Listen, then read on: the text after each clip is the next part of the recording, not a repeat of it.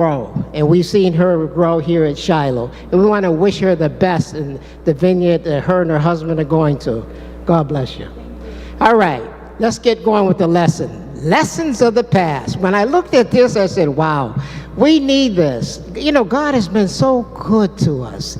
He's revealing, he's peeling back everything so that none of us can have an excuse when it comes time that he comes from the east in that cloud. So, without further ado, let us go with the memory text. It says, which we have heard and known, our fathers have told us. We will not hide them from their children and tell the generation to come the praises of the Lord and his strength and his wonderful works that he has done. That's Psalm 78, verses 3 and 4. And it goes on to say, it says, in numerous psalms, praises take the form of narrating the Lord's mighty act of salvation. These psalms are often called salvation history psalms or historical psalms. Some appeal to God's people, telling them to learn from their history, particularly from their mistakes and mistakes of their ancestors.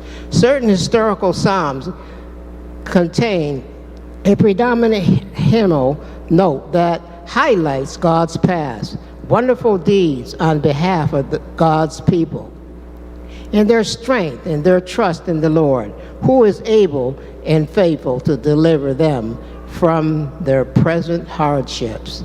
Wow, that's deep. And we have to know that God loves us. You know, he puts up with so much of our nonsense. It's unbelievable.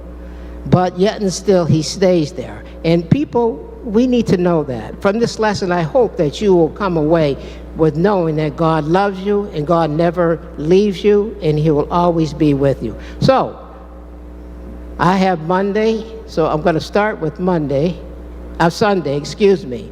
The Lord's unstoppable faithfulness. That's from Psalm 78. Now, as I look at Psalm 78, there's 72 scriptures, so I can't cover them all, but I'll highlight them and hope that you'll learn something from this.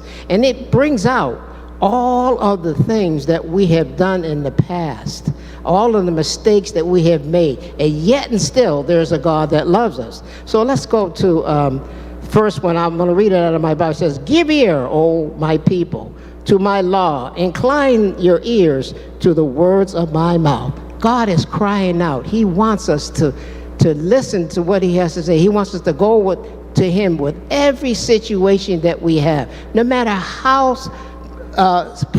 simple it is or how hard it is. God never leaves us. And so it asks us, what three key historical epics are highlighted in this psalm? What reoccurring lessons does Ephes draw from each period? So we're going to just kind of highlight that and cover it. It says here, it goes into, it says, let me read some more. I will open my mouth in parables, and I will utter dark sayings of old, which we have heard and known.